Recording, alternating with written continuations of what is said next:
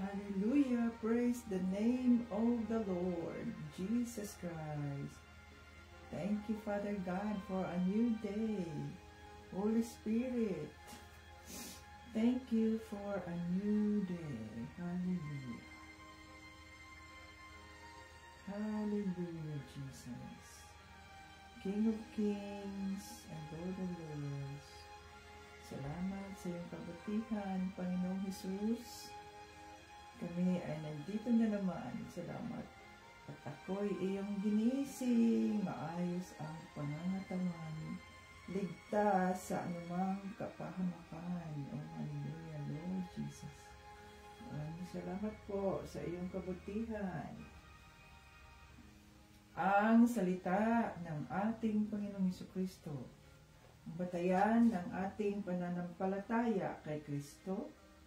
John 3:16. For God so loved the world that He gave His only begotten Son, that whosoever believe in Him will not perish, but have everlasting life. Oh, hallelujah, Jesus. Thank you, Jesus. It's Tuesday morning here in Houston, Texas. Yes, Lord Jesus, we love you, Lord Jesus.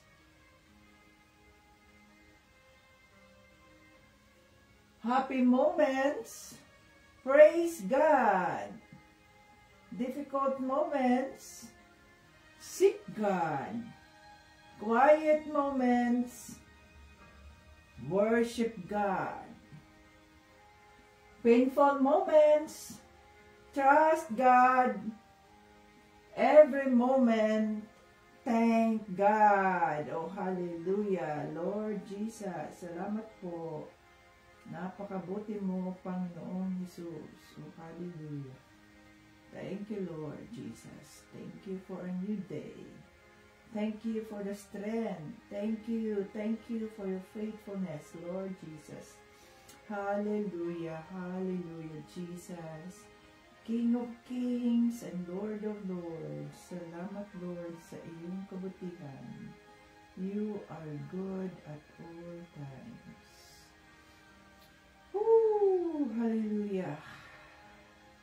Thank you for everything. Thank you for everything, Lord Jesus. Thank you for everything. Sinasamba ka namin sa Espiritu at sa katotohanan. Ayan, magpasalamat tayo mga ka-Team Jesus. Sa bawat araw na tayo ay gising, let us thank the Lord for His faithfulness. He is faithful at all times. Faithful at all times. Oh, hallelujah. Hallelujah.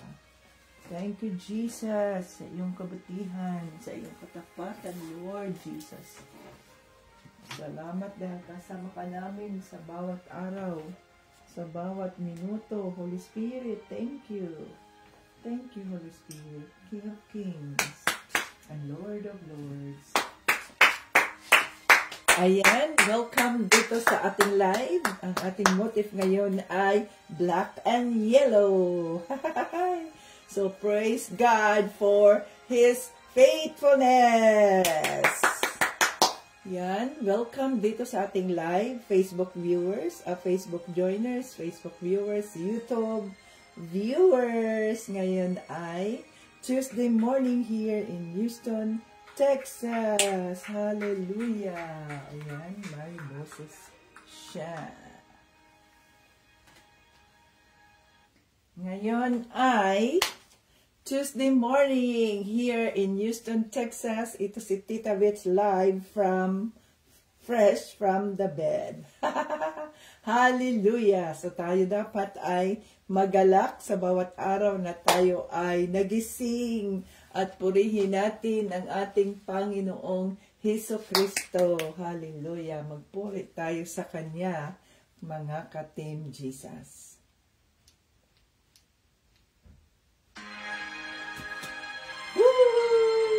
Thank you, Jesus, for your faithfulness.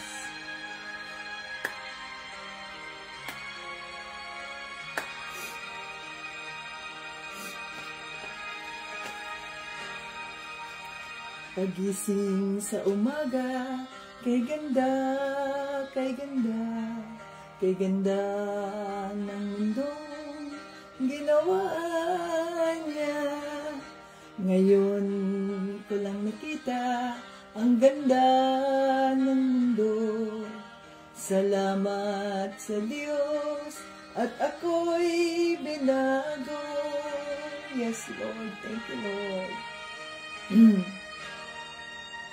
Nang tanggapin ko si Jesus, aking Diyos, nabago ang lahat sa buhay ko.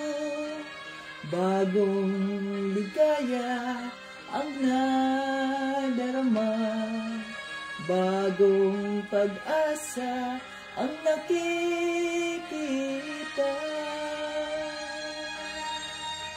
Hallelujah, Lord Jesus. Lahat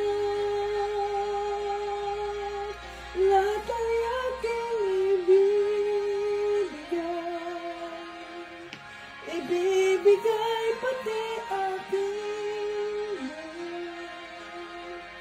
upang purihin siya.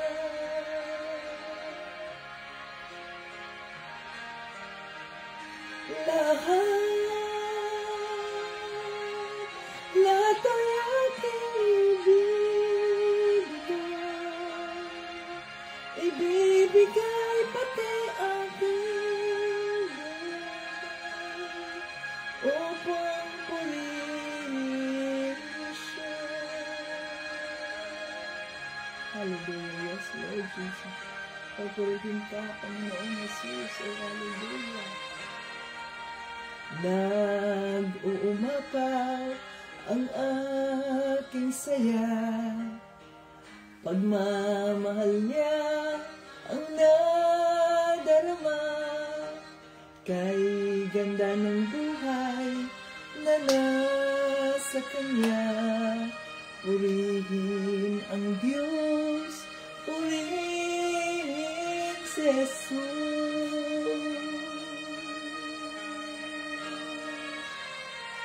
Lahat ay aking ibibigay pati aking buhay upang purihin siya.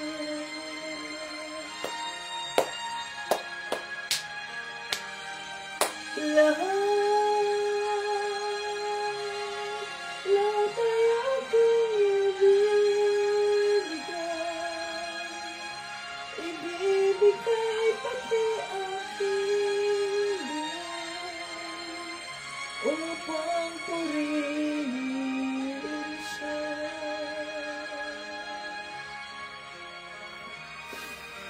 Hallelujah. Yes, Father God, in the name of Jesus. Nandito kami upang ikaw ang aming samahin, upang kilalanin ang pangalan ni Panginoong Jesucristo, ang buhay ni Diyos. Oh, hallelujah. Yes, Father God, in the name of Jesus, maraming salamat po at muli mo kaming ginising. Maraming salamat at nandito na naman kami sa iyong bahay upang kami ay makapagpuri sa iyo, upang aming marinig ang mensahe ng iyong banal na Espiritu. Maraming salamat at naunawaan namin kahapon ang mensaheng nais mong iparating. Maraming salamat, banal na Espiritu. Oh, hallelujah. Be with us. Linisin mo ang aming mga isipan, ang aming mga puso, at gawin mo kaming karapat-dapat sa trono ng kaawaan ng Diyos Ama. Thank you, Lord Jesus. Oh, hallelujah. Let us welcome the Holy Spirit in our midst today. Come, Holy Spirit, I need you now. I need your anointing, come in your power. I love you, Holy Spirit. You captivated my soul, and every day I learn to love you more. Come, Holy Spirit, I need you now. I need your anointing, come in your power. I love you, Holy Spirit. You captivated my soul, and every day I learn to love you more. I'm reaching for your heart. You hold my life in your hands, drawing me closer to you. I feel your power renewed. Nothing compares to this place, where I could see you face to face. I worship you in spirit and in truth. We worship you in spirit and in truth. Oh, hallelujah, Father God, in the name of Jesus. We worship you in spirit and in truth. Lilisin mo ang aming mga isipan, ang aming mga puso, patawarin mo kami sa anumang aming mga nagawang kasalanan sa iyo, sa harap ng sa aming mga sarili, maging sa aming kapwa, at sa iyo mismo, Panginoon Jesus, patawarin mo kami. Gawin mo kami karapat-dapat sa iyong presensya, banal na Espiritu, at dinideklara namin ang pagpapatawad sa mga taong nagkasala sa amin. Panginoon Jesus, maraming salamat po sa kapatawaran ng aming mga kasalanan. Holy Spirit, we welcome you in our midst. Sabi sa salita ng Diyos, 2 or 3 gathered in your name, you are in our midst. So in the name of Jesus, we welcome the Holy Spirit. Itago mo po ang iyong lingkod sa krus ni Panginoong Jesucristo, na hindi ako ang makikita, kundi ang makikita ay ang kabutihan ng Diyos Ama, ang kanyang pagmamahal, ang kanyang kaawaan, ang kanyang kagalingan, ang kanyang kapangyarihan, ang kanyang mga pagpapalang, siksik, liglig, umaapaw para sa mga nakikinig sa kanya, para sa mga anak, sa mga taong sumusunod at naniniwala sa kanya. Oh, hallelujah. Dinideklara namin ang live na ito ay holy, sanctified by the blood of Jesus. Lahat ng ito ay aming pinasasalamatan, hinihiling sa pangalan ni Jesucristo at ng banal na Espiritu. Amen! Hallelujah! Praise the Lord Jesus Christ. Ayan, mga katindusa. Yellow tayo ngayon. Yellow. Bukas naman ay black fuchsia. So, ang daming mga provision ay binigay ng Diyos for a long time. So, ang ating mga damit, mga katindisas, itong damit na ito ay for a long time na to, 10 years ago. At salamat sa Diyos ay nasusuot ko pa rin ang mga damit ko. Thank you, Jesus. Ayan, sa mabuting pangangatawan at sa malusog na isipan. Ayan. So, dito tayo. Kumusta kayo dyan? At congratulations sa lahat ng Team Jesus members na complete ang kanilang attendance mula sa buwan ng February. Early bird sila, early sila, at the same time ay complete ang kanilang attendance sa buong February.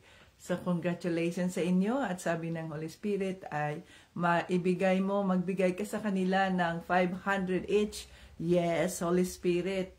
Oh, the Lord provided, and that's it. How simple. Very smooth ang takbo. Walang mga hadlang. Automatic. Oh, andoon na kagad sa bank account ni Sharon. So, thank you, Lord. Congratulations sa inyong katapatan dyan.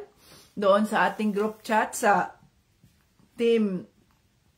Doon sa group chat natin, workers in the vineyards of the Lord, of our God, of the Lord Jesus Christ. And doon yun ang ating pinagbabatayan. Kaya kung kayo ay nandoon sa ating group chat, kasama kayo sa workers in the vineyard, hold on to your seatbelts at huwag tayong padalos-dalos sa ating mga inis, sa ating galit at sa iba pa. So, kaya magkaroon tayo ng fruit of the Spirit nang sa ganoon ay huwag tayong lumabas sa ating group chats dahil inis tayo, galit tayo, sapagkat yan ang palisi ng Team Jesus, no? Kapag ikaw ay lumabas, kusa mong ginawa, sarili mo, wala namang nagsabi sa iyong lumabas ka o kaya mag-quit ka, Pag lumabas ka doon, di wala ka na. Balik ka na naman sa simula. Oh, mag-training ka na naman ng ilang buwan para sa ganoon ay maibalik ka. At pag tayo ay binigyan ng pribilehiyo na maibalik, let us yun bang maintain the peace and order ng isang pangkat, no, ng isang grupo para hindi tayo magkagulo. At pag tayo ay nasa team, no, huwag tayong magdidesisyon sa sarili natin dahil nga it is a team. Okay? So, ibig sabihin nun ay pag-usapan muna natin, i-consult ninyo kung anong gusto nyong gawin doon sa group chat. I-consult nyo muna sa amin dahil nga, halimbawa kay Tito Brian, kami rito ang inatasan ng Diyos na mag-lead dyan sa grupo na yan, sa Team Jesus. Kaya, before you decide kung anong gusto nyong gawin, you consult us as a respect. Naintindihan natin yun? You consult us para mapag-usapan yan, mapagkasunduan, walang magiging gulo sa hinaharap. Okay? Kasi, kung ito'y para sa kalooban ng Diyos, we don't expect anything in return. For it is the Lord, for this purpose, for the Lord's purpose, we don't expect things in return. Naintindihan natin yun. We do not expect acknowledgement. We do not expect praises in return. We do not expect anything in return if we do this for the Lord. Kaya, dapat ay mayroong tinatawag nating consultation, no? Diyan sa ating group chat, bago kayo magdidesisyon dyan na kung ano-anong mga ginagawa ninyo, you consult us directly kung tama bang gagawin nito, ganito ba, ganyan. Hindi yung kayo lang nagdidesisyon dyan at sasabihin ninyo o sinabi ng Holy Spirit. The Holy Spirit will not tell us what to do that we expect something in return. It's for our own gratification. No, the Holy Spirit will not tell you that. Kasi ang Holy Spirit, magsasabi yan sa iyo, you do it for me, not for you. So kung we do it for ourselves, we expect people to praise us, to appreciate us. But if we do it for the Holy Spirit, we do not expect people to praise us, to do this, to do that. No. Naintindihan natin yun? So, huwag tayong gumawa ng sarili nating mga hakbang because we belong to a team. At mayroon tayong leaders. So, our leaders, mayroon tayo si Tito Brian, si Tita Vits, mayroon tayong moderator dyan, si Sharon. It means na we have to submit to our authority. Hindi tayo basta-basta magdidesisyon lang sa sarili natin. Okay? So, sabi ng Holy Spirit, you reward these children of God na faithful, matyaga. Yes, Holy Spirit. O, ganun lang kasimple yun. Dahil tayo ay sumusunod lamang sa desisyon ng Holy Spirit. So, mga boses lang kami ng Holy Spirit. At kung ang ating mga puso ay pure, ang mga puso natin, ng ginagawa natin ay para sa Kanya, He will going to reward us. Diba ang sabi dito sa salita ng Diyos kahapon? Anong sabi sa salita ng Diyos? He will reward us. Anong sabi dito? Dito sa your labor in the Lord is not in vain. Your labor in the Lord is not in vain.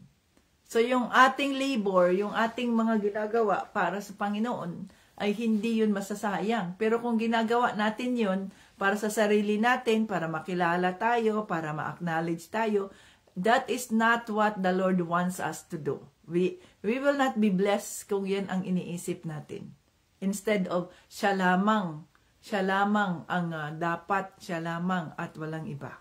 Okay. So, wag nating kalimutan, yun yung mensaheng nais iparting sa atin ng banal na Espiritu.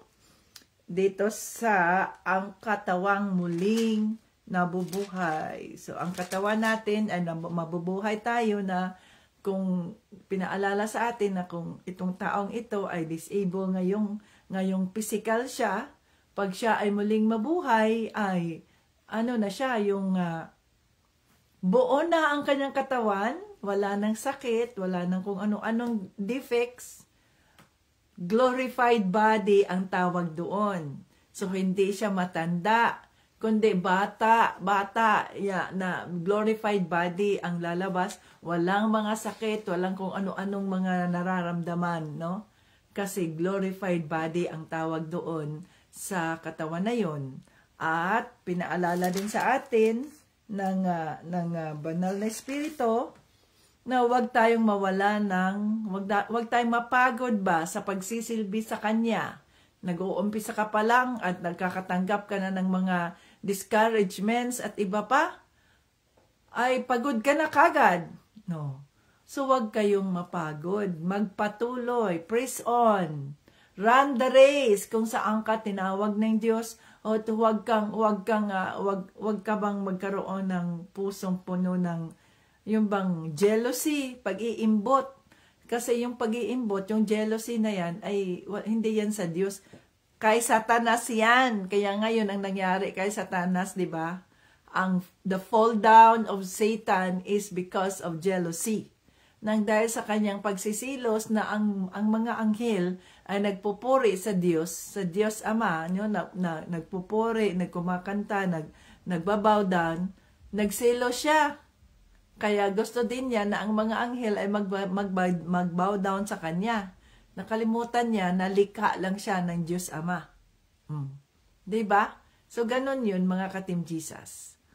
Wala tayong jealousy. Kung ang isang taong ito ay ginamit ng Diyos dyan, pray for this person na magpapatuloy ang anointing ng Holy Spirit sa kanya na ganito, ganyan. So, yan ang una nating isipin na what we will do, kain tayo, uminom tayo, no pa man gawin natin, let's do it for the glory of God. So kung hindi yun for the glory of God, wag na nating gawin sapagkat hindi tayo pagpapalain yan ng Diyos. Pero kapag ginagawa natin ang mga bagay na ito, na siya lamang ang makilala, si Panginoong Jesucristo ang makilala at ikaw hindi ikaw makilala, yun ang gusto niya. I must decrease and Jesus increase. Jesus increase. Yan. Si Panginoong Jesucristo ang ating ipataas sa ating mga buhay at tayo ay ma-decrease. So, hindi na tayo makikita, kundi ang makikita ang kabutihan ng Diyos. No? Ang kabutihan ni Panginoong Jesucristo sa ating mga buhay. Okay. So, dito tayo sa chapter 16. Yan, ito ang panghuling chapter ng 1 Corinto. Hallelujah. Tingnan natin ang chapter 16. Tulong para sa mga taga-Judea. 16 verses 1 to, dito tayo sa mga plano ni Pablo. Hanggang sa 12 lang tayo. Hanggang sa 12. 1 to 12. Okay. Tulong para sa mga taga-Judea. Ngayon, tungkol naman sa tulong na nanilikom para sa mga mananampalataya ng Diyos sa Judea, gayahin ninyo ang ipinagawa ko sa mga iglesyang nasa Galatia. Sa bawat linggo, ang bawat isa sa inyo'y maglaan na ng halaga ayon sa inyong kita. At ipunin ninyo ito upang pagdating ko riyan ay nakahanda na ang inyong tulong. Pagdating ko riyan, papupuntahin ko sa Jerusalem ang mga taong pipiliin ninyo na magdala ng inyong tulong at gagawa ako ng sulat na magpapakilala sa kanila. At kung kinakailangan ding pumunta ako sa Jerusalem, isasama ko na sila. Yan, dito tayo sa 5, mga plano ni Pablo. Tutuloy ako riyan sa Corinto pagkagaling ko sa Macedonia dahil kailangan kong dumaan doon. Maaaring magtagal ako riyan sa inyo, baka riyan ako magpalipas ng taglamig upang matulungan ninyo ako sa mga pangangailangan ko sa susunod kong paglalakbay. Bagamat hindi ko pa alam kung saan ako pupunta. Ayaw kong dadaan lang ako sa inyo, gusto kong magtagal sa piling ninyo kung luluobin ng Panginoon. Samantala, mananatili ako rito sa Efeso hanggang sa araw ng Pentecostes. Dahil nabigyan ako ng magandang pagkakataon upang maisulong ang gawain dito kahit na maraming sumasalungat. Kung dumating dyan si Timoteo, asikasuhin ninyo siyang mabuti upang mapanatag ang kanyang kalooban. Dahil katulad ko rin siyang naglilingkod sa Panginoon. 11. Huwag ninyo siyang hamakin. At sa kanyang pag-alis, tulungan ninyo siya sa kanyang mga pangangailangan upang makabalik siya agad sa akin. Sapagkat inaasahan ko siya na dumating dito kasama ang iba pang mga kapatid sa pananampalataya. Tungkol naman sa kapatid nating si Apolos, pinakiusapan ko siyang dumalaw dyan kasama ang ilang mga kapatid. Ngunit hindi pa raw sila makakapunta riyan. Dadalaw na lang daw siya kung mayroon siyang pagkakataon. Hallelujah. Salamat, Holy Spirit, sa iyong mga salita. Gabayan mo kami upang maintindihan namin ang mensaheng nais mong iparating sa iyong mga anak. In Jesus' name, Amen. Okay. Ayan, mga ka-Team Jesus. Ano na naman, ito na yung finale ng liham ni Pablo sa mga taga-Korinto o First Corinto. So, dalawang bahagi ang liham na ginawa ni Pablo, ang 1 Corinto at ang 2 Corinto. So dito, ito yung panghuling bahagi ng 1 Corinto at sinasabi dito ay sinasabihan sila o sinulatan sila ni Pablo tungkol sa pagbabahagi, no? Pagtulong sa mga Kristiyanong nasa Judea. O tingnan ninyo. Sa bawat linggo, ang bawat isa sa inyo ay maglaan ng halaga ayon sa inyong kita. So, kung titingnan ninyo dito mga ka-Team Jesus, unang-una pa lang, bilang mga Kristiyano, hindi tayo nabubuhay sa sarili lang nating pangangailangan. Ang kapwa natin mga Kristiyano ay maaring mayroon din silang pangangailangan. Mayroon din silang pangangailangan na maaring sa pamamagitan ng tulong ng body of Christ ay matutulungan sila sa kanilang sitwasyon. Kaya anong sinasabi dito? Ang mga Kristiyano ay dapat magkaroon ng generous heart. Hindi lamang para sa kanilang mga sarili ang iniisip natin, kundi para sa kapakanan ng iba. So time will come, mga ka-Team Jesus, kung tayo, mamarapati ng Panginoong Hesus, the Lord willing, na makapagtanim tayo ng iba't ibang congregation sa iba-ibang lugar. So, yun na ang mangyayari sa atin. Halimbawa, sabihin natin, Bohol chapter, may pangangailangan ang Luzon chapter, ang area na ito, may pangangailangan sila. So, isama natin sa ating dasal ang kanilang mga pangangailangan, ang kanilang gagawing project. Mga ganyan ba? Tapos, kung magkano man ang pwede ninyong maiambag, ay iambag ninyo at isama natin, ipadala natin sa kanila upang makatulong sa anumang kanilang mga pinapaplano. So, ganun yun mga ka-Team Jesus. Kung ano yung pwede nating maitulong sa body of Christ, ay ginagawa natin ng tahimik, no? Hindi yung binabalandra natin sa buong sanlibutan, na si ikaw, nag-donate ka ng ganito, si ganito ay nag-donate ng ganyan. Hindi yun. Kasi pag ganun, kusang loob nating ginagawa yun, na ibig sabihin nun ay tahimik nating ginagawa. Ito ay personal natin na sacrificial offering. O, tingnan ninyo ang sabi ni Pablo dito, bawat linggo, every week ay maglaan kayo ng offering. Ito ay hindi pa ito tithing.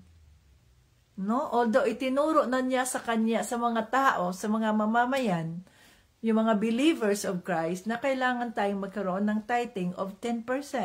At maliban doon sa 10% na yon, ay we give a special offering. We give a special offering.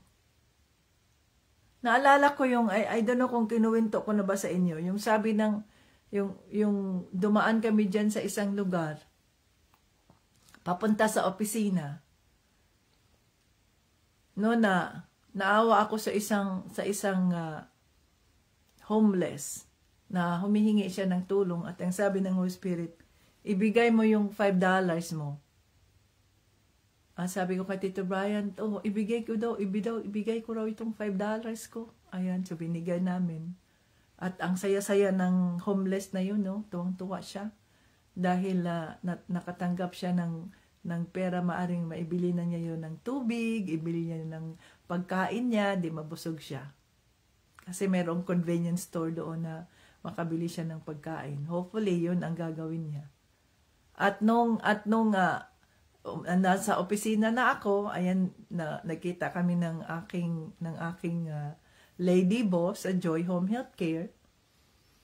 At hindi ko inasahan, bago siya umalis, ay binigyan niya ako ng $100. Sabi ko, bakit, madam? You don't need to do this. Hindi, pasalamat ko lang yan. Kasi nga, ako yung naiwan doon sa opisina habang ang aming administrator ay wala sa office kasi nga nagkasakit siya. So, unexpected man yun. Pero dahil nga, binigay ko ang $5 na yon, kasi yon ang kalooban ng Holy Spirit na tahimik kong ginagawa, kami lang ni Tito Brian, nag-reward din kaagad ang Panginoon. Ang Panginoong Hesus, no? Nagbigay din kaagad. Pero hindi natin iisipin na kapag nagbigay ka, mag-reward din siya kaagad. It thinks sometimes it happens, sometimes not. But ang mahalaga kasi doon ay ang pagbabahagi natin na kung ano mang mayroon tayo. Halimbawa, kayo, may farm kayo, ang dami ninyong mga tanim, ang dami ninyong mga gulay, ang dami ninyong mga prutas. Hindi, mag-harvest kayo, kung binibenta man ninyo, ibenta nyo na sa murang halaga para makatulong kayo sa inyong neighborhood. O kung hindi, i-harvest ninyo at ipamigay ninyo. Mula doon ay pagpapalain kang lalo ng ating Panginoong Jesucristo, yung iyong kamay, He will going to bless the works of your hands sapagkat nagiging generous giver ka. So dito sa Team Jesus, pinaalala natin sa ating lahat na ang inyong mga natatanggap dyan na mga rewards which nilalagay natin publicly na makita ng buong sanlibutan, no, to acknowledge your effort na nandito kayo, hindi yan siya giving. Naintindihan natin yun? Sa amin, yan ang tinatawag na sacrificial offering. Sa inyo, hindi yan kusang binibigay sa inyo. No. Binibigay yan sa inyo as your reward dahil sa pagtatrabaho nyo. That is your compensation in your labor. Hindi yan siya tulong. Hindi yan tulong. Intindihan natin yun. Ginawa ninyo yan. You spend your time. You share your time. Naglaan ka ng oras bawat araw, no? Bawat gabi. Nag-share ka ng iyong reflection, nagbahagi ka. That's why you are compensated. Pero ang tamang pagbibigay sa kung ano man ang pangangailangan ng isang tao, ng isang kapatid, yun ay tahimik nating ginagawa. Pinopersonalize natin yung isang tao, mini-message natin yung isang tao, o kaya yung isang tao na to ay nagme-message sa amin, pinagdadasal namin. Maaring hindi man kami makapag-reply sa inyo dahil hindi ako nagre-reply kaagad kung walang conviction ng Holy Spirit to reply. Kundi hinihiling ko, hinihintay ko ang conviction ng Holy Spirit. Lord, anong mensaheng ito? Ano ang gagawin namin dito, Holy Spirit? Bago ako nagre-reply. No? Yan ang sinasabi nating pag nagre-reply ka dyan at nagsasabi ang Holy Spirit sa iyo, halimbawa sa amin na, oh sis, ito ang conviction ng Holy Spirit ay ganito sis, ganyan-ganyan. So walang nakakaalam niyan, kami lang at sila, o siya, o sino yung pamilya na yon. Yan ang sinasabing offering, yan ang sinasabing sacrificial offering, yan ang sinasabing giving with the heart. Na hindi, na walang nakakaalam na iba, tahimik nating ginagawa at hindi tayo nag-e-expect o umaasang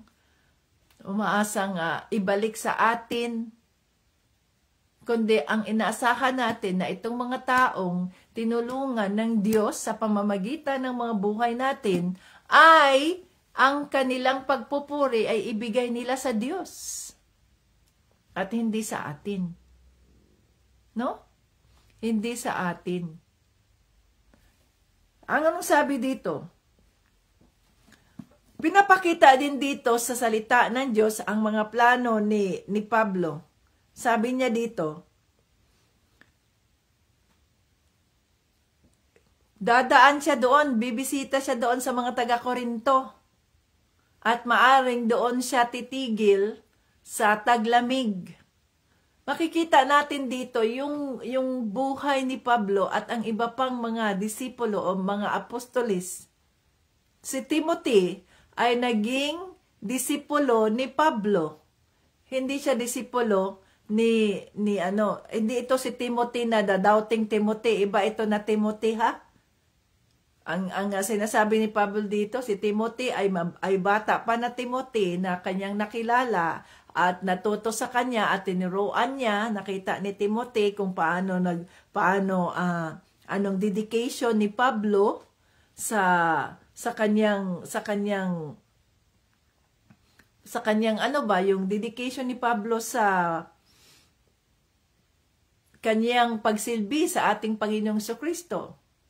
So yon, si Timothy ay naging disipulo ni Pablo. Pero sa kabuuan, lahat tayo ay mga alipin ni Panginoong Jesucristo. Halimbawa, dito sa Team Jesus. So si Tita Beth, halimbawa, nagtuturo dito, no, sa pamamagitan ng banal na Espiritu. At kayo ay nahuhubog. Itong mga babaeng ito, kayo na nandito, nahuhubog kayo sa pagtuturo sa pagtuturo ng banal na Espiritu sa pamamagitan ni Tita Bets.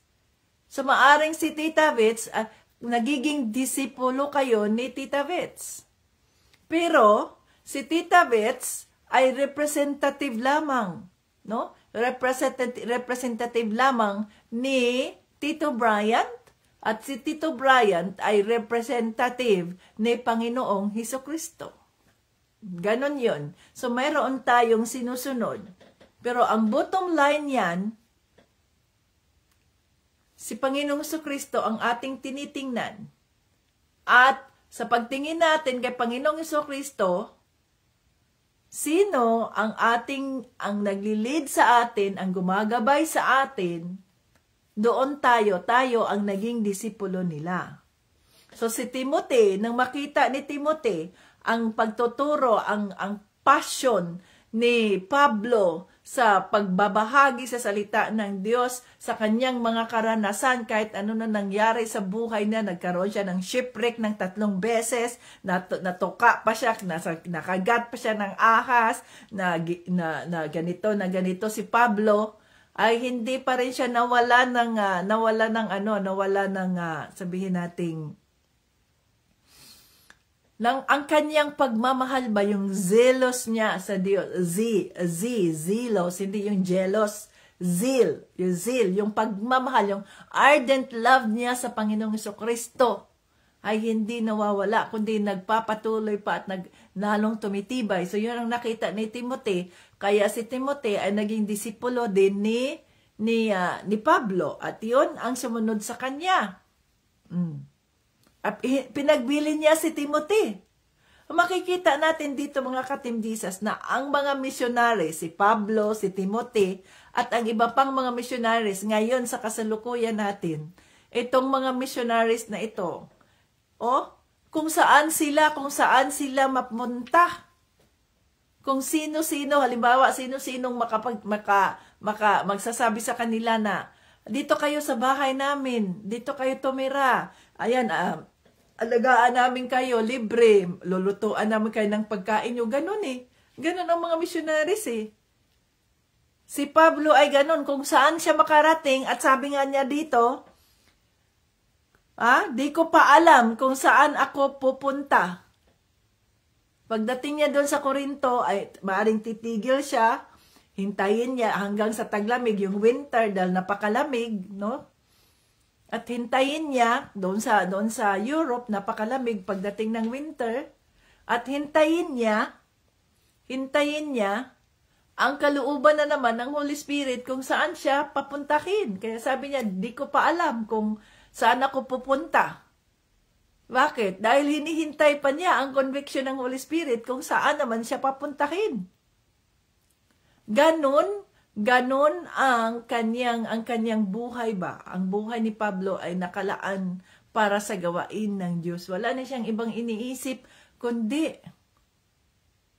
ang gawin ang kalooban ng Panginoong Jesucristo, ang makilala si Panginoong Jesucristo sa sanlibutan at hindi ang kanyang sarili. Ano sabi niya dito? Likumin ninyo ang inyong mga handog, ang inyong mga tulong, para doon sa mga mananampalataya sa Judea, sapagkat sila ay nahihirapan.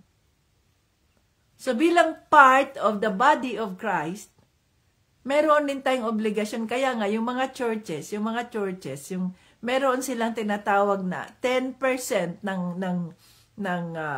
halimbawa, tithing, 10% ng proceed ng church ay nilalagay nila, pinapadala nila doon sa central office, yung mga ganyan, dahil itong 10% na yan ay tinatago yan ng central office nang sa ganoon kung sino mang congregation ang nangangailangan ng tulong, kung sinong branch ng congregation na yan ang nangangailangan ng tulong, ay doon yan itinatalaga. Wala namang problema yan Kailangan lang kasing magkaroon ng transparency sa kung ano man ang mga proceed na natanggap. Hindi natin alam, kaya nga sa isang organization, mayroong tinatawag na president, vice president, secretary, treasurer, auditor, no? Para sa ganoon, kung wala ang president, nandoon ang vice president. Kung nandoon ang secretary para gawin itong mga records na ito, nandoon din ang treasurer. Ang secretary ay mag-take note sa mga pinag-uusapan kung ganito ganyan. Ang treasurer ay mag-iingat sa pera, pero ang treasurer kung maglagay ng bangko ay mayroong tinatawag silang co-signer. So hindi pwede ang treasurer lamang ang hahawak ng bank account ng church o ng ministry, kundi ito ay co-sign ng vice president at president. Nang sa ganoon, maiwasan ang tukso ng demonyo, lalo na pagdating sa pera, na ang pera ay makorrupt, manakaw ang pera. Pagdating sa pera, maraming nawawala sa kanilang pagiging Kristiyano pagdating sa pera. So, dapat ay, kaya nga tinatawag magkaroon ng, iniisip ninyo yung unti-unti ay dinadala tayo ng Holy Spirit sa mga dapat nating gawin upang makabuo na tayo ng isang organization. At yan ang exciting part diyan kung ma-launch na yung organization, yung ministry ng ating Panginoong Jesucristo sa bawat sulok ng daigdig. Na umpisahan niya sa Pilipinas o umpisahan niya sa pamamagitan ninyo, no? The Lord willing. So kailangan tayong maging handa. So mayroong mga pipiliin na treasurer, ganito ganyan na kung karapat-dapat. Para sa ganoon, maingatan ang pera, hindi ma-squander, hindi manakaw, hindi magastos, hindi ma-divert yung funds, yung pera na dapat ay ilalaan para sa ganito, ganyan, no, ay mawala. Okay? So, ganun yun ba, mga ka-Team Jesus? Ganun yun. Mayroon tayong order. Sabi dito ni Pablo, anong sabi dito, ini-endorso niya si Timoteo. Tapos yung mga magdadala din ng pera, ng kanilang mga handog, ay ini-endorso niya, magsusulat siya, nang sa ganoon ay talagang formal na may mga ganitong gagawin, nang sa ganoon maingatan nga hindi nga manakaw yung mga handog. Hindi manakaw. Wisdom yan ng Panginoon eh. Kailangan, alam natin, our God is a God of order. So kailangan na mayroong order ang mga dapat nating gawin para sa kapurihan ng Diyos. So, pipili tayo ng isang treasurer na kung saan, kung pag nag-umpisa na tayo, okay, magkaroon tayo ng offering ha. Ang mga offering na ito ay ibigay natin, ipapadala natin sa pangkat na ito, sa grupo ng ganyan, sa chapter ng Bohol o sa chapter ng Leyte, ng Luzon, sapagkat alimbawa ang nagkaroon ng flood doon sa area nila, nagkaroon ng ganito ganyan, so tutulong tayo, ganun ba? May nangyayaring ganyan, it will come to pass. Sapagkat ang body of Christ ay hindi lamang tayo. Hindi lamang para sa sarili natin, kundi para sa ating kapwa Kristiyano. Diba naalala natin, ang sakit ng kalingkingan ay sakit ng buong katawan.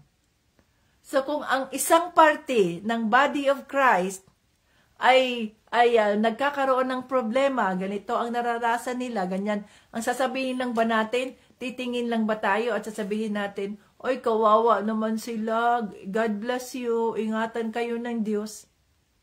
Walang halaga yung ating God bless you, ingatan tayo ng Diyos, kung itong mga kapatid na ito ay nagugutom dahil nga sa disgrasya o sa sakuna, o kaya sa nangyari sa kanila, nagkaroon ng flood, nagkaroon ng ganito, o nasunugan kaya, ganyan. Ini-expect ba nila na mangyari yan sa kanila? Hindi. So tayo, as part of the body of Christ, na ganito ang nangyari sa mga magkapatid na yan, o mga kapatid natin kay Kristo sa lugar na yan, ay dapat na hindi lamang ang prayer natin, okay, prayer is good, pero kung mayroon tayong maitulong sa kanila, as we offer that sacrificial offering para makatulong sa Kanya, mas mabuti yun. Ganon ang body of Christ. Ikita ninyo, tinuturuan ni Pablo ang mga taga-Korinto na magkaroon ng pusong puno ng pagbibigay. Having a generous heart. Having a generous heart to serve the servants of the Lord. Na? So, mayroon dito siyang mga disipulo, si Timoteo, si Apollos. Nirerekomenda niya ang mga disipulo na nasa kanyang kamay dahil siya mismo nakakakilala sa mga taong ito kung sino sila at gaano katindi ang kanilang pagmamahal na pagsilbihan si Panginoong Hesukristo. At sa halip na sila ay magtrabaho, sa halip na sila ay piliin nila ang kanilang mga pangarap nila sa buhay na sila ay magganito, sila ay magganyan, sila ay magkapamilya, magkaroon ng asawa, magkaroon ng anak, nagtatrabaho sila, lalaki ang pamilya nila, ganito. Hindi nila inisip yun si Pablo, si Timothy, si Apollos at iba pang mga disipulo. Ang inisip nila ay they are solely devoted to the Lord Jesus Christ. Ang kanilang mga oras, ang kanilang mga araw, ang kanilang buhay ay nakalaan sa Diyos. So, hindi sila nagtatrabaho. Sila ay itinuturing na modern Levites. Sila ang mga Levites na ibig sabihin nun, sila ang namamahala sa church. So, kung ang pastor ay full-time na pastor, ang pastor ay naghihintay lamang sa provision ng Diyos sa pamamagitan ng mga churchgoers, ng mga nagjo-join sa church, ng mga tithers, ng mga offerers. So kung walang mga tithers, walang mga offerers, dahil ang mga puso ng mga taong nandiyan ay stingy. Alam niyo yung stingy? Ang stingy, pag mayroon siyang pera, palaging nakahawak yan, ganyan. Akin, akin, akin, akin. No? Akin. Yan ang stingy. Anong tawag yan sa Tagalog? Hindi marunong magbahagi. Kung magbahagi man, ay iniisip nila na kapag nagbahagi ako, kailangan maibalik sa akin to. Maaring maibalik yung pera niya, o kaya maaring nang magbahagi siya, kailangan na mapurihan ako, kailangan na ma-acknowledge ako, kailangan na makilala ako, kailangan na ganyan, kung mag-release siya ng pera niya. Ganon ang mga stingy. Kuripot. Hindi naman ibig sabihin na hindi tayo magtipid. Magtipid tayo ayon sa gabay ng banal na Espiritu. Pero pagdating sa pagtulong sa ating kapwa, inihiling natin na Lord, give us a generous heart. Give us a generous heart to share your blessings to the body of Christ. Kasi we are one in Christ. We are one body in Christ. Kung ang lugar na ito, kung isang kapatid na ito ay nagsasuffer ng ganito, tayo rin na part of the body of Christ ay nasasaktan. No? Hindi tayo nabubuhay sa sarili lamang natin.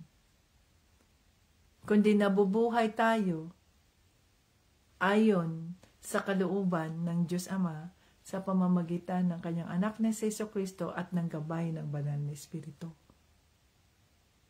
Sa makatuwid, huwag lang tayong mag-isip para sa ating sarili. Mag-isip din tayo para sa kapakanan ng iba. Ano ang maitutulong ko para sa aking mga kapatid kay Kristo?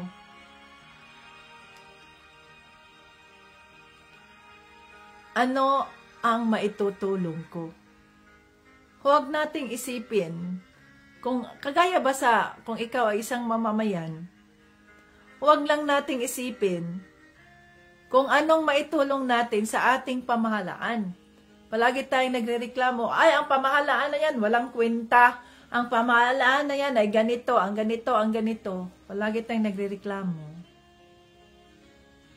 Pero hindi natin iniisip, ano ang maitutulong ko sa aking pamahalaan? Walang naitulong yung pamahalaan ko, walang kwenta na yung panggoberno ngayon. Tayong mga Kristiyano. At maalam na natin yung tinuruan na tayo ng banal na Espiritu. Instead of complaining, let's stand in the gap. Let us pray in behalf of our country. Let us pray for our leaders. For the guidance of the Holy Spirit. So, ang itatanong natin sa ating mga sarili, dahil tayo ay part of the body of Christ, kagaya ng tinuro ni Pablo sa mga taga-Korinto, no? bawat linggo ay magkaroon sila ng paghahandog.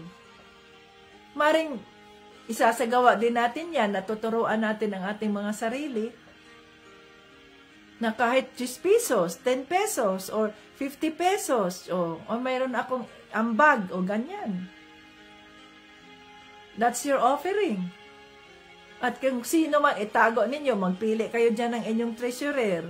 Kung sino man yung nangangailangan ng tulong sa part na yon, sa ganito, nagkaroon ng sakuna, nagkaroon ng trahedya, nagkaroon ng mga, yung mga natural disasters.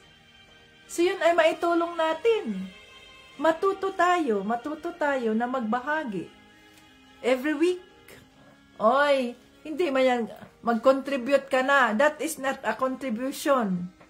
Kasi pag contribution yan, it's an obligation to do. Pero pag sinabi mo, that is offering, ano ba ang ma-offer mo ngayon? Meron ako ditong barya, 3 pesos. Pwede ba yan maipadala sa GCash? So matuto tayo. Let us teach ourselves to be generous. To share whatever we have. Share. Ano ka ba yan, Tita Bits? Mag-share. Wala nga akong pambili ng bigas eh. Mag-share pa ako? Kaya nga, sacrificial offering. Dahil kahit ganito na sitwasyon mo, you chose to give to the body of Christ. Dahil nga, hindi lang tayo nabubuhay sa sarili natin. Hindi lang tayo nabubuhay sa ating sarili. No? We share each other. So ito yung ibig sabihin ni Pablo. Bilang mga mananampalataya, hindi lang tayo nabubuhay sa sarili natin. Kaya let us start. Kasi kung mapagkatiwalaan tayo sa mga maliliit na bagay, ipagkakatiwala ng Diyos yung mga malalaking bagay.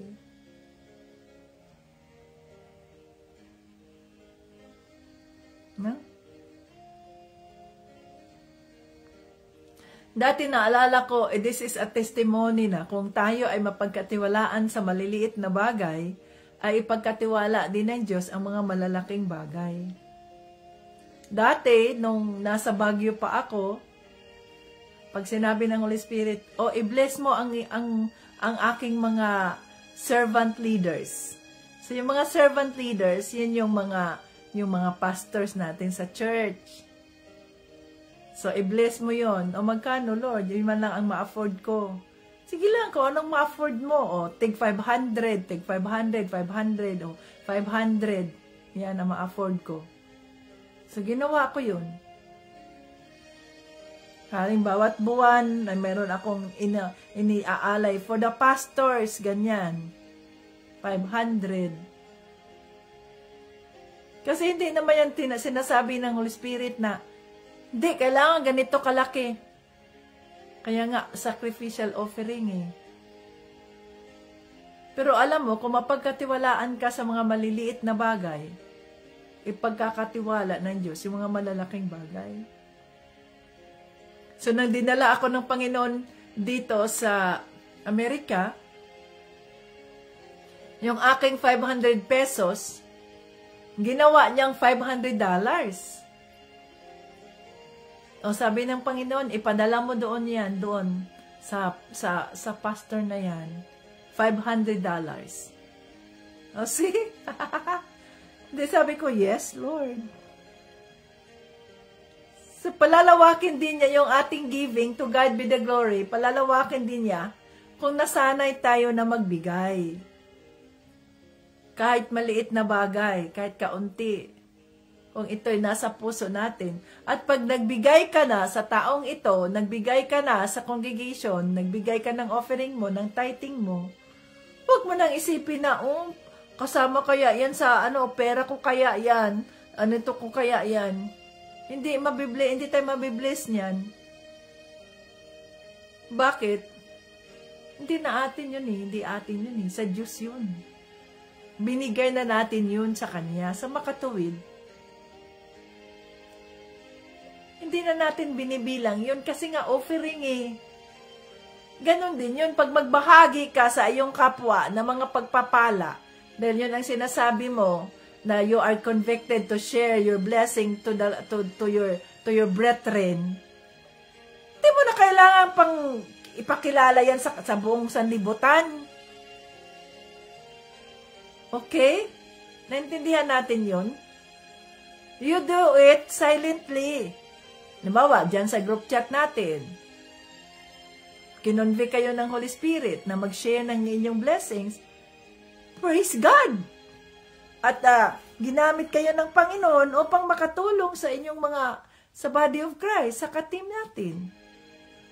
Pero huwag naman kayong mag-expect na kailangang i-post doon sa Facebook or saan naman na kayo ay tumulong.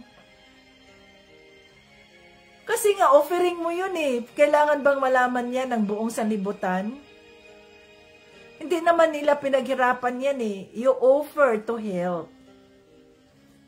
You offer to help. So without, you should not expect something in return because that is your offering. Naintindihan natin yun? Kung magbigay tayo sa ating kapwa because we offer it, the Holy Spirit told us to do it, wala namang ginawa in return itong mga kapatid natin, kusa mong binabahagi ang pagpapala ng Diyos na nanggagaling sa Kanya through you, praise the Lord. Pero sana hindi tayo mag-expect ng gagawin ito ng ating mga kapatiran na ganito dapat, ganito ganan, no. In fact, hindi nga natin kailangan ipasabi yan sa iba eh. Pwede naman tayong magdiretso dyan sa ating mga katim. Sa atin dyan personal, pwede naman natin silang makausap. Friends naman natin sila, pwede naman, alam mo sis, ang Holy Spirit nag-convict sa akin na tulungan kita. O meron ako ditong 500 pesos sis, ibahagi ko ito sa iyo. Gcash mo, ipapadala ko. Di kayong dalawa lang nakakaalam, mas gusto ng Diyos yan. Kaysa malaman ng maraming tao, tapos nag-expect ka pa na in return ay ipurihin ka nila, in return ay maganito sila. That's not what the Lord wants. No? Gawin natin yun ng tahimik. Kung ang conviction ng Holy Spirit, magbahagi tayo sa taong ito dahil nangangailangan siya, let's do it quietly. Kasi wala namang ginawa ang taong yan para sa'yo na, o sige, gawin mo ito sa akin ha, o sige, ganito ka ha. At ayan, suklian kita, o bigyan kita ng ganyan. That is not an offering. That is what we call compensation. Kagaya ng ginagawa natin ba dito ba, na nagbibigay tayo ng mga love gifts. Bakit? Pinaghirapan nyo naman yan. Nandito kayo, nag-spend kayo ng time, ng load ninyo, ganyan-ganyan. Kaya, it's not an offering. It's a compensation. Pero pag offering, walang ginawa ang taong yan para sa'yo. Kusang loob mong ginawa yan dahil yon ang conviction ng Holy Spirit sa'yo na gawin yon, and you don't expect anything in return. Kaya dito sa Team Jesus, pag may message na ganito, pag sinabi ng Holy Spirit, i-reply mo yan, sabihin mo, ganito, ganyan. Yes, Holy Spirit. Pag sinabi ng Holy Spirit, okay, ipadala mo na yan. Walang nakakaalam yan. It's between us, God, and that person na sinabi ng Holy Spirit na padalhan siya at wala naman siyang ginawa sa amin. Diba? Wala naman siyang ginawa sa amin na, sis, gawin mo muna ito, sis B, pag ganito, ganyan. Halimbawa, si Sharon, mayroon siyang love gift na 1,000 na as moderator. compensation yun ni Sharon. Love gift yun. Dahil siya, kunin mo na yung mga ano siya, yung total ng mga ganon siya. Pakicheck nga siya. May ginagawa si Sharon. Ganon yun eh. Pero pag offering, walang ginagawa ang taong yan for you, in favor of you. No.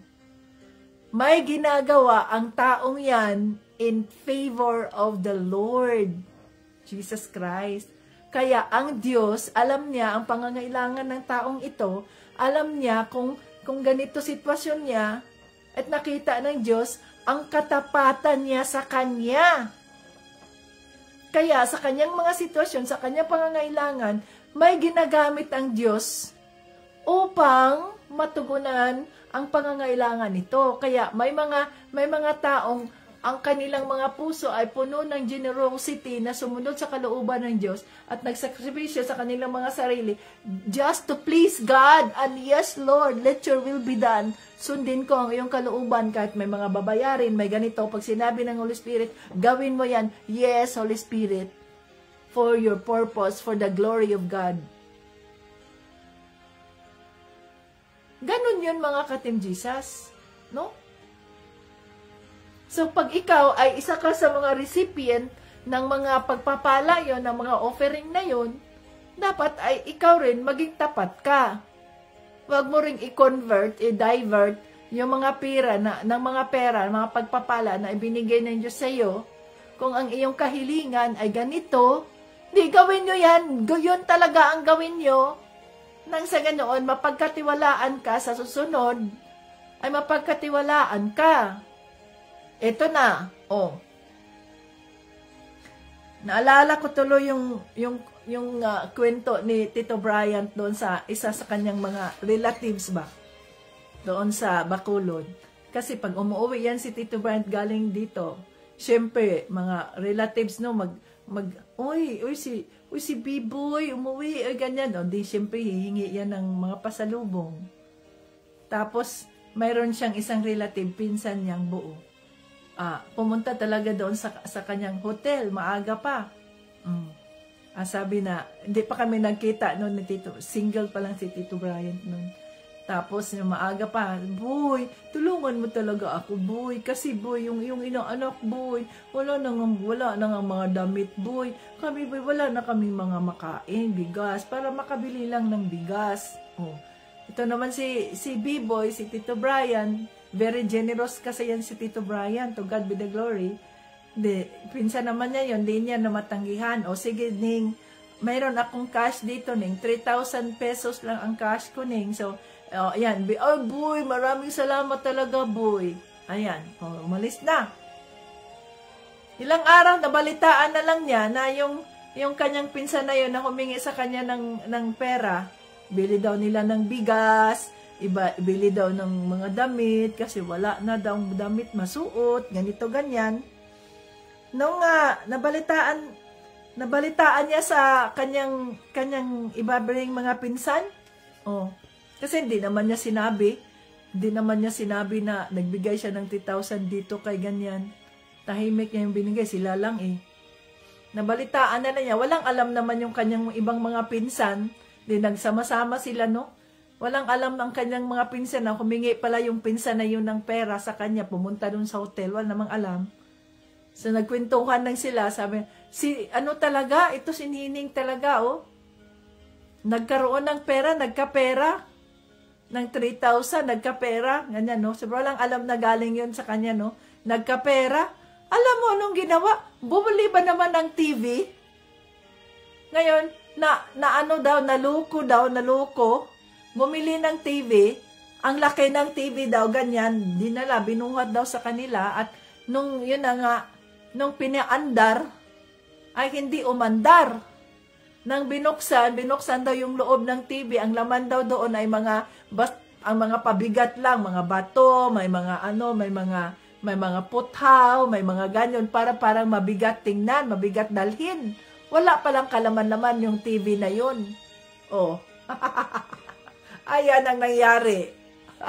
Natawa na lang si Tito Bryant, natawa na lang siya. Sayang yung lumingon-lingon na lang si Tito Bryant, no? So nanloko ka ng kapwa mo eh.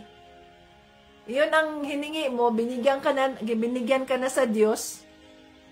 Nang hiningi mo, may ginamit siya sa buhay mo. Pero ang tanong, naging tapat ka ba? Iyon ang kahilingan mo, Lord.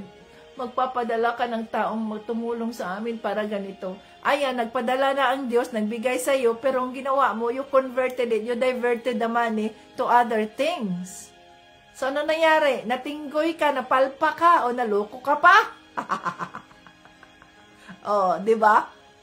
Kung binili mo pa yun ng bigas na isang sako, o di ilang buwan, ilang linggo mo pang ma-enjoy ng pamilya mo.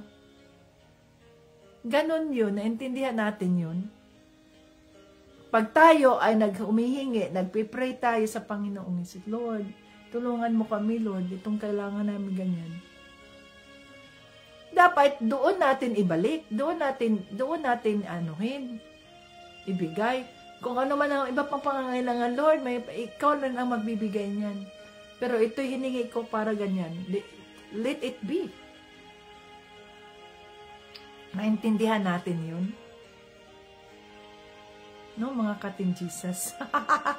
Naloko siya, na-scam. So, nawala yung kanyang pagdadrama-drama dun sa harap ni Tito Brian upang sa ganun ay mabigyan siya ay nawala. So, yan mga ka-Team Jesus. Maraming itinuturo ang banal na Espiritu sa atin. Na gawin natin yung mga bagay na ito para sa Diyos. Para sa Diyos. To God be the glory and honor. Hindi para sa atin. Magkaroon tayo ng generous heart. So, mayroon tayong gagawing giving. Mag-umpisa tayo sa April. Kasi magkakaroon na tayo ng cell grouping, di ba? So, magkaroon tayo ng offering. So, mayroong dapat tayong pipili tayo dapat ng ating mga treasurer lang muna para hahawak sa ating mga offering. Dahil by April, God willing, as the Holy Spirit leads, ay bubuo na tayo ng ating group chat sa bawat chapter. So, hindi pa ako bumuo dahil hinihintay ko muna ang conviction ng Holy Spirit, hinintay ko muna ang perfect time ng Holy Spirit. Na magbuo tayo ng ating mga group chat for different sectors. Na kahit hindi kayo Team Jesus members, nagjo-join kayo rito sa ating live, naintindihan ninyo ang ating mga plano. So magkaroon tayo ng offering. Kahit 2 pesos, 5 pesos, okay yan. Pag naiipon na yan hanggang December, meron nang naiipon, di magparty na kayo dyan. Di mag-ano na kayo dyan, di ba?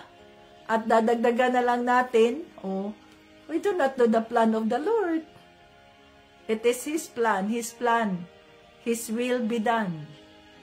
Pero ang sa atin dyan, ay tinuturuan tayo ng Holy Spirit na maging generous, na magbahabahagi, kahit kaunti, tinuturuan tayo.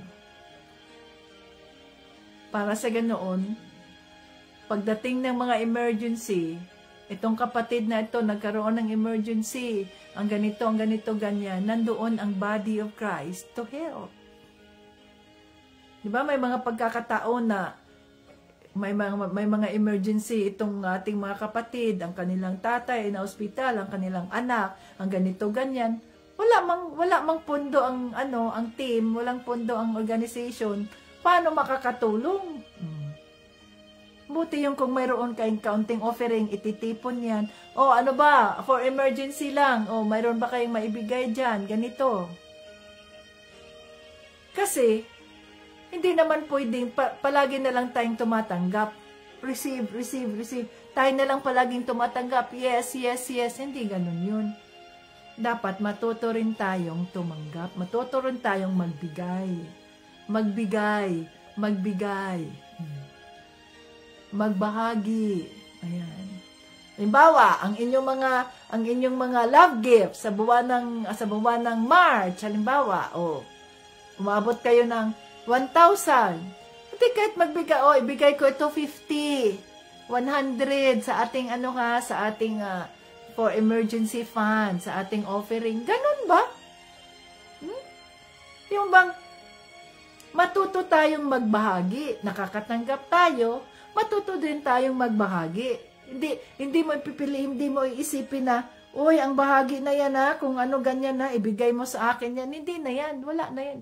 Do not think of that anymore kasi binigay mo na binigay mo na yun. Para sa ganyan, kung may mga emergency din, we, as part of the body of Christ,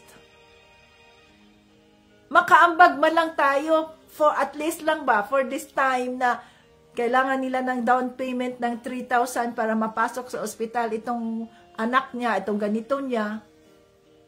At least, may mabahagi man lang tayo. Ganun yun Ganun ang body of Christ Hindi tayo dapat na puro lang tayo tanggap, puro lang tayo tanggap, puro lang tayo tanggap. Kaya matuto tayo. Let us learn. As the Holy Spirit leads, umpisahan natin yan sa month of April. So, yung mga love gift natin sa March, the Lord willing, as He provides, ay maglaan tayo. Maglaan tayo para sa offering natin. Na mayroong maitulong. Na ito, ang anak ni ganyan ay na ganito. May iba dito na nandito dati sa ating live. Tapos nagme-message sa akin yung anak niya, ganito ganyan, Tita Bits, mga ganun. Humihingi ng ganyan. Hindi naman ako basta-bastang nagbibigay kung wala ang conviction ng Holy Spirit. Pinagdadasal ko lang yan. Kung anong kalooban ng Diyos. Kung di kalooban ng Diyos, wala akong pakialam kung manunood ka, kung mag-join ka sa live ko, makikinig ka sa salita ng Diyos. Hindi na siya nag-join kasi hindi nabigay yung kanyang gusto, yung hiling niya. Bahala na ang Diyos sa kanya kasi ako, may makikinig o wala, may mag-join o wala sa aking live. Pag sinabi ng Holy Spirit, mag-live ka, okay? Mag-live ka, magbahagi ka sa salita ko, yes, Holy Spirit. Ganun lang ang gagawin ko. Because I am only one. I only please one. And that's the Lord Jesus Christ. Kung ano ang gustong ipagawa ng Holy Spirit sa akin, yun ang aking sinusunod at hindi ang gustong gawin, ang gustong ipagawa ng tao sa akin. Ganito gawin mo, ganito na kasi ganito, ganyan. No. Ang akin, ano ang sinasabi ng Holy Spirit sa akin? Ano ang conviction ng Holy Spirit sa akin? Kino-confirm ko pa yan sa pamamagitan ng kanyang salita. Pag hindi nagsabi ang salita ng Diyos na ganyan, hindi ko yan sinusunod. Kahit sino ka pa dyan. Hindi ko yan sinusunod. Bakit? Hindi ikaw ang aking amo. Ang aking amo ay si Panginoong Jesucristo. Ako'y alipin. At ang sinusunod ko ay ang conviction ng Holy Spirit. Hindi ikaw, hindi kayo. Hindi na siya nagjo-join. Dahil ganyan. Wala ko ba gawa? Lord, tulungan mo siya, Lord. Ganun lang kasimple. Hindi ako nai-stress sa mga taong ganyan na ganito, ganyan, anong sabihin nila, anong pakialam. Bakit? Isa lang ang aking pinagsisilbihan. Si Panginoong Jesucristo lang ang aking pinagsisilbihan. Kung ano ang kanyang sasabihin sa akin, anak, mali yung ginawa mo, gana, Lord, patawarin mo ako, Lord, tulungan mo ako, anong gagawin ko? Ganon na kasimple ang buhay. Para magkaroon tayo ng kapayapaan. Isa lang ang ating susundin, si Panginoong Jesucristo. Isa lang ang ating susunding conviction of the Holy Spirit lang. Ang sinasabi sa salita ng Diyos. No? Ati pa Lord, dapat ito ring mga Team Jesus, mga ganyan, matuto rin silang magbahagi, matuto rin silang mag-share. Pero sabi ng Holy Spirit, no, wag muna. You wait for the right time. Kaya hindi ko sinasabi sa inyo yan. Pero ngayon, ito na ang perfect time ng Holy Spirit. Hindi lang tayo puro tanggap. Matuto tayong magbahagi. Matuto tayong mag-share. At kapag tayo ay nag-share, hindi na yan kinukwenta natin ang ating mga share. Si ganito, ang share niya ay 500. Si ganyan, ang share niya ay ganyan. No. Hindi na yan natin nililista. Ang kinukuha na lang natin ay ang total. Sa buwan na ito, magkano? Ano ang total ninyo na offering? Ay, sa Butuan. Team Jesus International sa Butuan branch. Magkano inyong offering sa buwan ng ganito. Ay, praise the Lord. Asa na ngayon yan? Dapat mayroong auditing yan, ha? Sa ganito, sa Bohol, sa ganyan, Wow, nakalikom sila ng ganyan. Kung sino-sino man yung nagbigay, hindi na yan importante. Kaya nga, wala nang listahan yan. Walang listahan yan.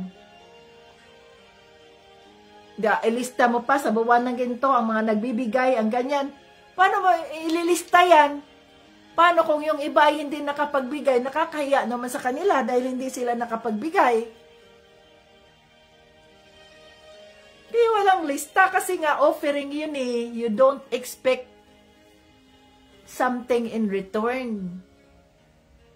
Kusa mong loob na binibigay yan. Pag sinabi ng conviction ng Holy Spirit, magbahagi ako ang 500 ko ay ibabahagi ko. Ibahagi mo. Ang expectation mo niyan, ang Diyos nang bahalang magpapala sa'yo. Pero kung wala namang conviction, wag mo ibigay. at nalulungkot ka, sana, magsisisi ka, sana, hindi 500 binigay ko, sana 50 lang, sana, nagsisisi ka pa, mas lalo hindi ka pagpapalain ng Diyos yan, kasi pinagsisihan mo yung ibinigay mo eh. Ha? So, kung tayo ay nagbigay, kusang loob natin gagawin yun. Yung paghahandog na offering, para sa body of Christ, kung sino ang nangangailangan. Or emergency ba? Ang tawag doon, emergency fund. Para kung sino yung mga may nangangailangan, emergency yan, ay may maibigay tayo, may mabahagi tayo kaagad. Napakabuti ng Diyos. Hallelujah, Father God, in the name of Jesus. Maraming salamat po, Holy Spirit, sa iyong pangungusap na naman sa amin sa araw na ito. Lord, salamat, Lord, for teaching us to be generous. You are a generous God. You are the owner of everything. You are the source of everything, Father God. Thank you. Thank you for opening our hearts. Thank you for opening the eyes of our hearts to understand, to feel the body of Christ. Na maramdaman namin ang hinaing, mararamdaman namin ang mga pangangailangan ng iyong katawan, Panginoong Jesucristo, ng aming mga kapatiran. Hindi lamang ang aming mga sarili ang aming iisipin, kundi ang kapakanan din ng iba, lalo na po ang aming mga kapatid kay Kristo. Hallelujah. Lord Jesus, andito po ang aming mga buhay. Gamitin mo po para sa iyong kapurihan. Gamitin mo ang mga gifts, ang mga talents na ibinigay nyo sa amin, na may bahagi namin sa aming kapwa, lalo na sa Church of Christ, sa Body of Christ, na ikaw ang mapurihan at walang iba. Father God, in the name of Jesus, napakabuti mo po. You are so good at all times. Maraming salamat. Tulungan mo kami, Lord. May desire kaming magbigay. May desire kaming tumulong sa aming kapwa, sa aming mga kapatiran, Lord Jesus. Grant it, Father God. Grant it. Bless the works of our hands. Bless the works of our hands for your purpose and glory, so that we can be a blessing to others. We can be a blessing to the body of Christ. At ikaw po ang mapurihan. Panginoong Jesucristo, ikaw ang makilala. Gabayan mo ang bawat isa ng iyong banal na Espiritu.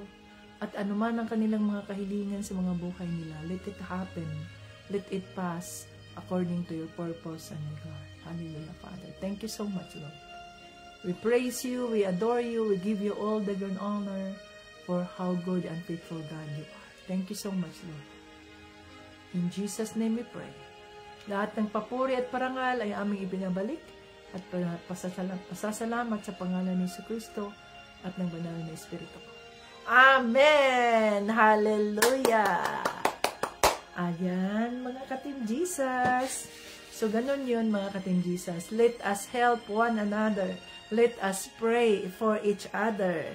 Ganyan ang body of Christ. So, hindi lamang para sa sarili natin, kundi para rin sa kapakanan ng ating mga kapatiran na pareho tayong naniniwala kay Kristo. 'Di ba? So sino ba ang unang